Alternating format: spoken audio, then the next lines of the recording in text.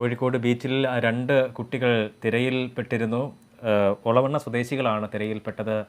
രാവിലെ പന്ത് കളിക്കുന്ന സമയത്താണ്, കടൽത്തീരത്ത് പന്ത് കളിക്കുന്ന സമയത്താണ് ഈ ഒരു അപകടമുണ്ടായിരിക്കുന്നത്. അവർക്ക് വേണ്ടി ഒരു തെരച്ചിൽ തുടരുകയാണ്. റിയാസ് KM വിവരങ്ങളുമായി കോഴിക്കോട് നിന്നുണ്ട്. റിയാസ്, എപ്പോഴാണ് ഈ സംഭവം ഉണ്ടാകുന്നത്? വിശദാംശങ്ങൾ എന്തൊക്കെയാണ്? നിലവിൽ എന്തൊക്കെയാണ് നടക്കുന്നത് അവിടെ?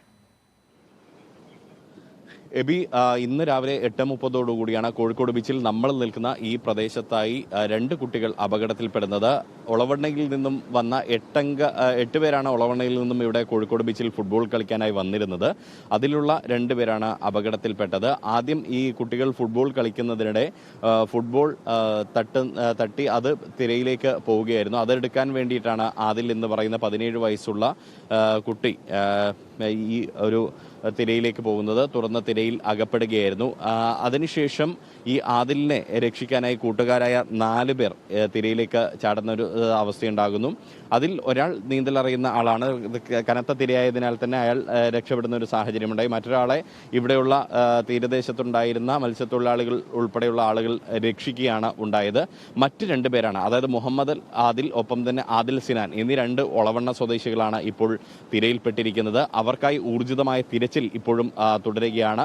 പോലീസും അഗ്നിരക്ഷാസേനയും ഒപ്പം തന്നെ മത്സ്യത്തൊഴിലാളികളുടെ സേവനമാണ് ഏറ്റവും എടുത്തു പറയേണ്ടത്. അവരാണ് ഈ രക്ഷാപ്രവർത്തനത്തിന് ഏറ്റവും മുൻകൈ എടുക്കുന്നത്. ഒപ്പം തന്നെ ഈ സമയം ഇവിടെ ഇതിനടുത്തായി ഫുട്ബോൾ കളിച്ചുകൊണ്ടിരുന്ന സുഹൈൽ എന്ന് പറയുന്ന ഒരു സുഹൃത്ത് ഈ ദൃക്സാക്ഷിയാണ്. ആ സുഹൈൽ കാര്യങ്ങൾ വിശദീകരിക്കാൻ കേരള വിഷൻ ന്യൂസിനൊപ്പം ചേരുകയാണ്. സുഹൈൽ, എങ്ങനെയാണ് നിങ്ങൾ കണ്ടത്? നിങ്ങൾ അവരുടെ കൂട്ടത്തിൽ ഫുട്ബോൾ കളിച്ച ആളല്ലല്ലോ അല്ലേ? നമ്മളെ പോലെ തൊട്ട് മുകളിലായിട്ട് ഫുട്ബോൾ കളിച്ചുകൊണ്ടിരിക്കുന്നു. അപ്പോൾ കുറച്ച് കഴിഞ്ഞപ്പോഴാണ് ഇവിടെ ഇങ്ങനെ ആൾക്കൂട്ടം. അപ്പോൾ നമ്മളെ കൂട്ടത്തിലുള്ള ഒരുത്തം വന്ന് ചോദിച്ചു എന്താ സംഭവം എന്ന്.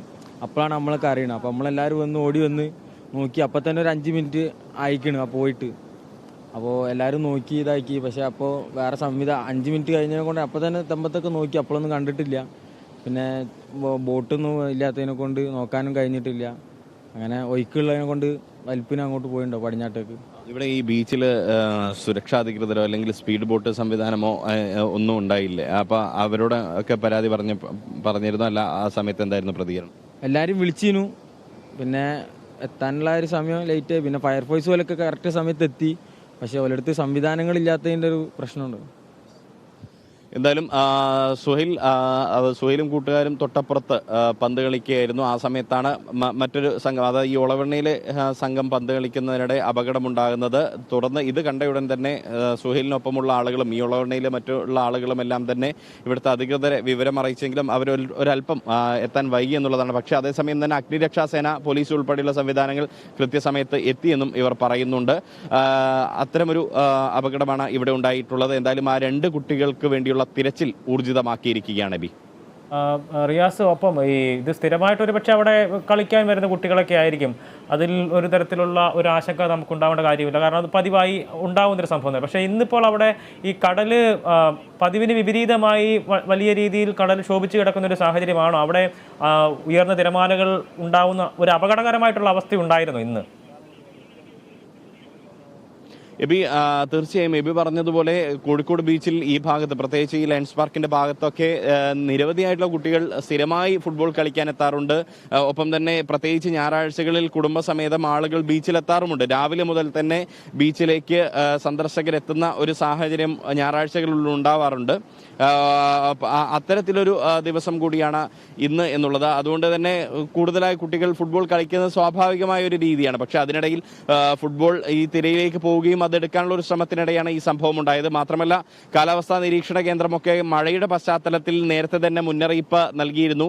ഈ കടൽ തീരത്ത് കളിക്കുമ്പോൾ അല്ലെങ്കിൽ കടൽ തീരത്തേക്ക് പോകുമ്പോൾ ജാഗ്രത വേണം എന്നുള്ളത്. അത് ഈ ഉയർന്ന തിരമാലകൾ ഉണ്ടാകാനുള്ള സാധ്യത കൂടി കണക്കിലെടുത്താണ് കാലാവസ്ഥാ നിരീക്ഷണ കേന്ദ്രം അധികൃതർ ഉൾപ്പെടെ അത്തരത്തിലൊരു മുന്നറിയിപ്പ് നൽകിയിരുന്നത്. എന്നാൽ അത്തരം കാര്യങ്ങളൊന്നും ഈ ഒരുപക്ഷെ ബീച്ചുകളിൽ എത്തുന്നവർ ശ്രദ്ധിക്കണം എന്നില്ല. അതിൻ്റെ ഒരു പരിണിത ഫലം കൂടിയാണ് ഇന്നത്തെ ഈ ഒരു അവസ്ഥ എന്നുള്ളത്. എന്തായാലും ഈ കുട്ടികളെ കണ്ടെത്താനുള്ള ഒരു തിരച്ചിൽ ഇപ്പോൾ ഊർജിതമാക്കിയിരിക്കുകയാണ്. ഈ കുട്ടികൾക്കൊപ്പമുണ്ടായിരുന്ന കുട്ടികൾ മറ്റ് ഏകദേശം 8 പേരോളമാണ് ഉണ്ടായിരുന്നത്.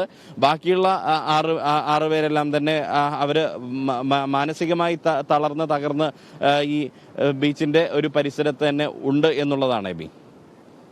വളരെ സങ്കടകരമായിട്ടുള്ളൊരു കാര്യം തന്നെയാണ് ഈ അപകടം. എന്നുള്ളത് തർക്കമില്ല.